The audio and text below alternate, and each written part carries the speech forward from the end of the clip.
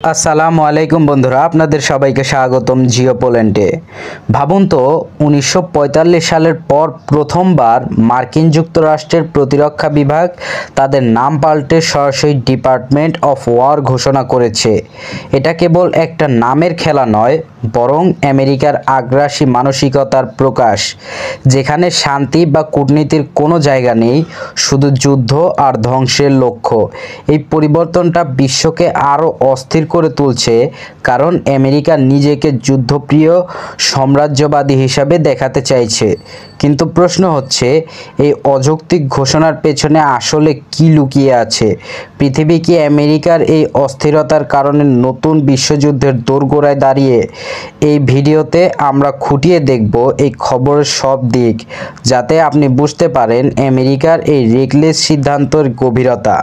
মার্কিন প্রতিরক্ষা মন্ত্রী পিট হেগসেট ভার্জিনিয়ার কোয়ান্টিটোতে সাক্ষাৎকারে জেনারেল অ্যাডমিরালের সামনে স্পষ্ট করে দিয়েছেন, যুদ্ধ না চাইলেও আমাদের প্রস্তুত থাকতে হবে, জয়ই একমাত্র লক্ষ্য। কিন্তু এই মিটিংয়ে ছিল অসাধারণভাবে বিতর্কিত, কারণ এখানে তিনি শুধু যুদ্ধের প্রস্তুতির কথা বলেননি, বরং আমেরিকার মিলিটারির অভ্যন্তরীণ সমস্যাগুলোকেও অযৌক্তিকভাবে অপমান করে তুলে ধরেছেন, যা পেন্টাগনের কর্মীদের মধ্যে রাগ এবং বিভ্রান্তি সৃষ্টি করেছে। উদাহরণস্বরূপ, হেগসেট সেনাদের শারীরিক মানদণ্ড নিয়ে খোলাখুলি সমালোচনা করেছেন। তিনি বলেছেন যে সেনাবাহিনীতে এখন থেকে পুরুষদের কঠিন মানদণ্ডে শারীরিক ফিটনেস টেস্ট উচ্চ স্কোর করতেই হবে, কোনো লিঙ্গভিত্তিক ছাড় দেওয়া যাবে না, অর্থাৎ দুর্বলতা, শারীরিক অক্ষমতা কোনো অজুহাত আর চলবে না। এমনকি তিনি ফ্যাট জেনারেলের মতো কড়া এবং অপমানজনক শব্দ ব্যবহার করে বলেছেন যে বহু বছরের ডেস্ক অফ ডেক এর জন্য ডাইভার্সিটি ইউনিভার্সগুলো দায়ী, যা আসলে আমেরিকার মিলিটারিকে আরও পুরনো যুগের পুরুষতান্ত্রিকতায় ফিরিয়ে নিয়ে যাচ্ছে। তিনি আরও ঘোষণা করেছেন যে 4 স্টার জেনারেলদের সংখ্যা কমানো হবে, যাতে সেনাবাহিনী আরও চৌকস হয়। কিন্তু এটা আসলে অপ্রয়োজনীয় পরিবর্তন, যা শুধু বিভ্রান্তি বাড়াবে। আরও এক ধাপ এগিয়ে হেগসেট বলেছেন, মার্কিন সেনাবাহিনীতে আর কোনো ওক কালচার, লিঙ্গ বিভাজন বা পরিচয় গোপন করার নীতি সহ্য করা হবে না। স্পষ্ট করে বলা হয়েছে, যুদ্ধের জন্য একক পরিচয়, একক শক্তির দরকার। কিন্তু এই পরিবর্তনগুলো শুধু নামের নয়, বরং মিলিটারির পুরো সংস্কৃতিকে পাল্টে দেওয়ার চেষ্টা, যা আক্রমণাত্মক সিদ্ধান্ত বলে অভিহিত করছেন, কারণ এটা আমেরিকাকে আরও আগ্রাসী এবং বিচ্ছিন্ন করে তুলছে। প্রেসিডেন্ট ডোনাল্ড ট্রাম্পের এক্সিকিউটিভ অর্ডারেই এই নাম পরিবর্তন স্বাক্ষরিত হয়েছে, যা সেকেন্ডারি টাইটেল হিসেবে ডিপার্টমেন্ট অফ ওয়ারকে স্বীকৃতি দেয়। কিন্তু এটা অপ্রয়োজনীয় এবং কস্টলি ডিস্ট্রাকশন, যা পেন্টাগনের 70,000-এর বেশি ফ্যাসিলিটিতে পরিবর্তন আনবে। কিন্তু এখানে খেলা জমে ওঠে। এই ঘোষণার কয়েক ঘন্টার মধ্যেই ক্রেমলিনের মুখপাত্র দিমিত্রি পেসকভ জানিয়ে দেন, আমরাও আমাদের বাহিনীকে শক্তিশালী করার পথে, তবে আমরা শান্তির দিকেই অটল। সমাধান কূটনীতি ও রাজনৈতিক পথেই খোঁজা হবে। এটা কেবল একটা সাধারণ জবাব নয়, বরং রাশিয়ার পক্ষ থেকে আমেরিকার এই অস্থির আচরণের বিরুদ্ধে একটা ঠান্ডা এবং যৌক্তিক হুঁশিয়ারি, যা দেখায় যে আমেরিকার এই নাম পরিবর্তন আসলে বিশ্বকে দুর্বল করে তুলছে। এছাড়া চায়না এবং ইরানও এই ঘোষণাকে ওয়ার ব্লাফ হিসেবে দেখছে, যা বিশ্বব্যাপী টেনশন আরও বাড়িয়ে তুলছে এবং আমেরিকাকে বিচ্ছিন্ন করে ফেলছে। এখন আসুন এই ঘটনার বিশ্লেষণ করি, যাতে আমরা বুঝতে পারি আমেরিকার এই সিদ্ধান্তের নেগেটিভ প্রভাব।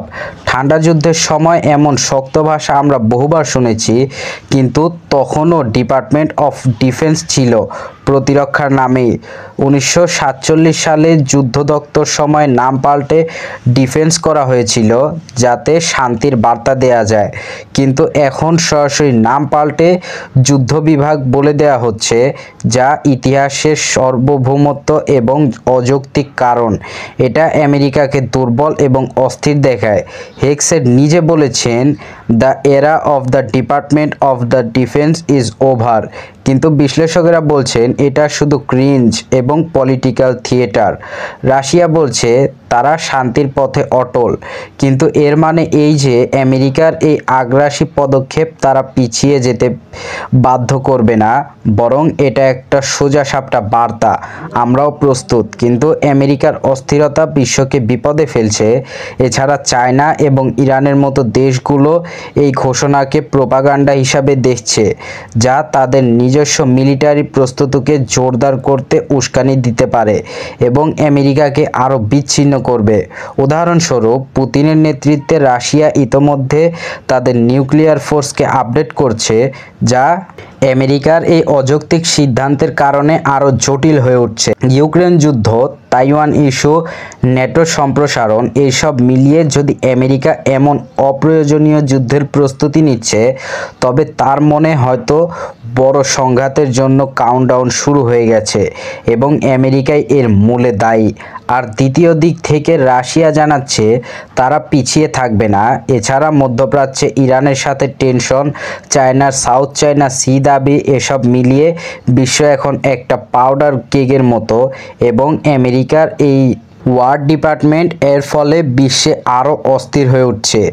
যদি এই নাম পরিবর্তন, রেস্টিটার্মিং এবং নামে একটা যুদ্ধদেহী মিলিটারি ফিরিয়ে আনে, তাহলে অন্য দেশগুলোর প্রতিক্রিয়া কি হবে? এটা কি নতুন অস্ত্র প্রতিযোগিতা শুরু করবে, নাকি কূটনৈতিক সমাধানের পথ বন্ধ করে দেবে? বিশেষজ্ঞরা বলছেন যে এই সিদ্ধান্ত আমেরিকাকে দুর্বল দেখায় এবং অ্যানালাইজদের সন্দেহ সৃষ্টি করে। আমেরিকার ভিতরে এই পরিবর্তন মিলিটারিকে আরও কঠোর করবে, কিন্তু এতে ডাইভার্সিটি এবং ইনক্লুভেশনের কি হবে? হেগসেটের কথায় এটা ওয়ারের স্পিরিট ফিরে আনবে, কিন্তু সমালোচকেরা বলছেন এটা পুরনো যুদ্ধের পুরুষতান্ত্রিক ফিরিয়ে আনতে পারে এবং পেন্টাগনের কর্মীদের মধ্যে অসন্তোষ সৃষ্টি করবে।